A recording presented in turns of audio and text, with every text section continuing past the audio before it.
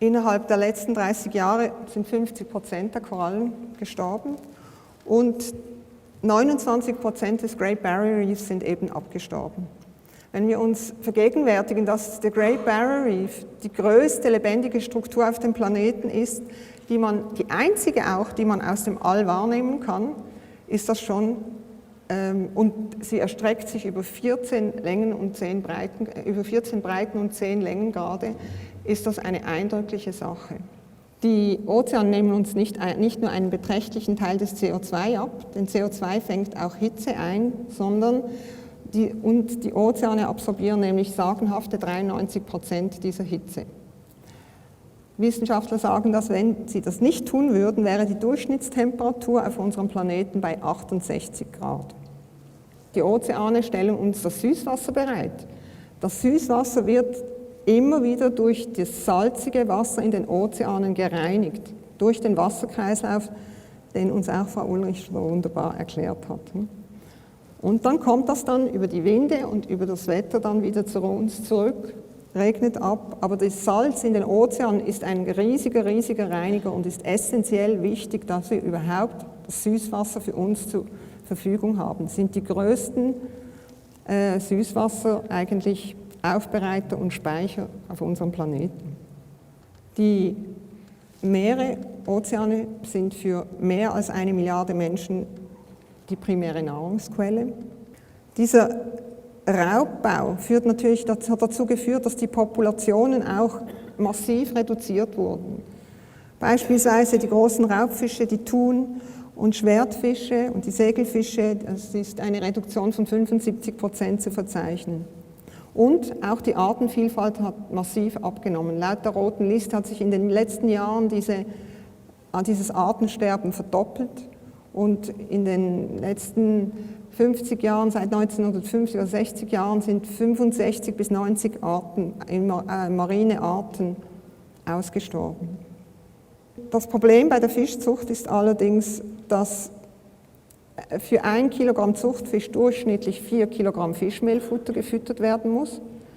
Das heißt, wir kommen dann vom Regen in die Traufe. Wenn es konventionelle Fischzuchten sind, wird da massiv Antibiotika zugegeben, Medikamente, weil die Fische natürlich unnatürlich nah aufeinander sind, die werden unnatürlich gehalten, das ist eigentlich auch eine Tierquälerei.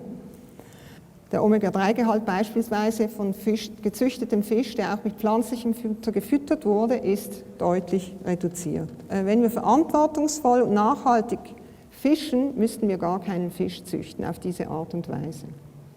Norwegen ist so ein Beispiel, die haben seit Jahren eine Fangbeschränkung, die haben so Gesamtzahlen für einzelne Fischarten, die dürfen nur bestimmte Quoten fangen, sie dürfen keinen Beifang zurück ins Meer werfen und einzelne Meergebiete werden gesperrt. Und sie haben dann auch zeitliche Fangbeschränkungen und werden auch sehr, sehr streng kontrolliert. Die müssen auch immer ortbar sein und die Fischbestände haben sich erholt. 322 Millionen Tonnen Kunststoffe pro Jahr werden produziert weltweit und davon landen 10 bis 30 Millionen Tonnen jährlich im Meer.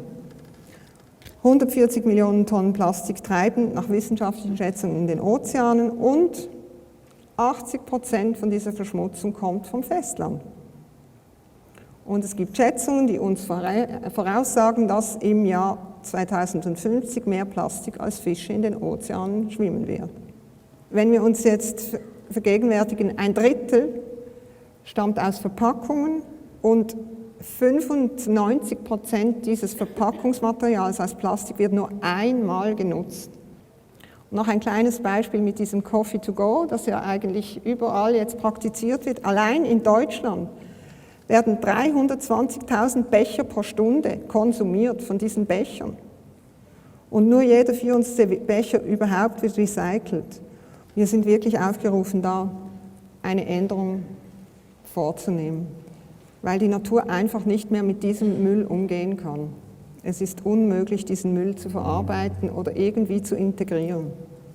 Diese Zero-Waste-Bewegung, die ist ja sehr groß eigentlich auch im Kommen.